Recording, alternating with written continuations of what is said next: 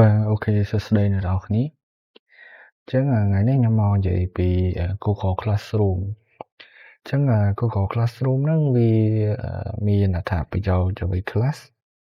ហើយអាចប្រើប្រាស់បានទៅទីកន្លែងណាបានអីចឹងណាហើយយើងអាចធ្វើបានអីខ្លះអញ្ចឹងខ្ញុំ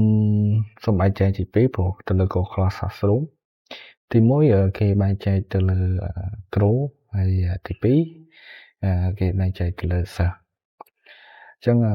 ទៅលើគ្រូទី1គ្រូអាចបង្កើត assignment អាចបង្កើត quiz អាចបង្កើត test អាចបង្កើតជាសំណួរឬក៏ post ជា announcement អីចឹងណាហើយគាត់អាចកែបន្ទោដាក់ grade ដាក់អីចឹងទៅគាត់អាចបង្កើតថ្នាក់ថ្មីបាន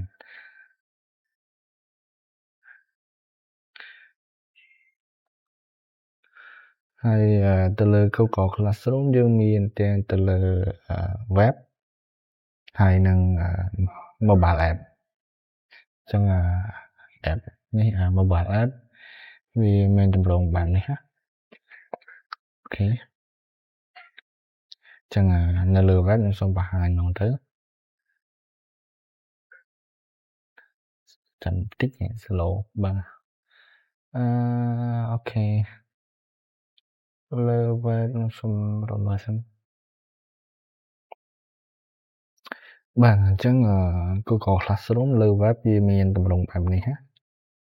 អញ្ចឹងអ្នកនរគ្នាអាច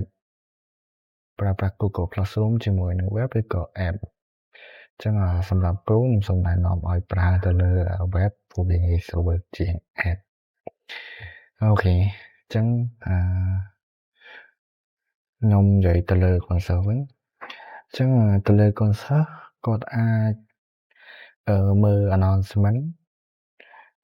ដែលគ្រូតម្លាក់ឲ្យហើយមួយទៀតអាចធ្វើទៅលើ assignment quiz ឬក៏សំណួរដែលគ្រូដាក់ឲ្យអញ្ចឹង announcement ហ្នឹងវាមានទម្រង់បែបនេះ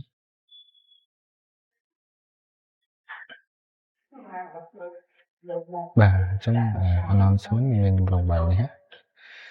អូខេ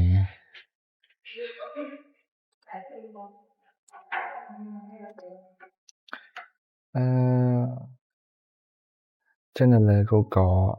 Classroom បានលើជា mobile app ខ្ញុំអត់បង្ហាញទេព្រោះវាបង្ហាញជាមួយនឹង web អត់ទេគាត់ថាវា interface ខុសគ្នាបន្តិចជួយយ៉ាងណាចឹងទៅលើ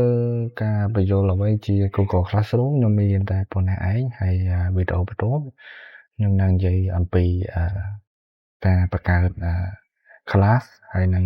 add សិស្សចូលថ្នាក់អរគុណ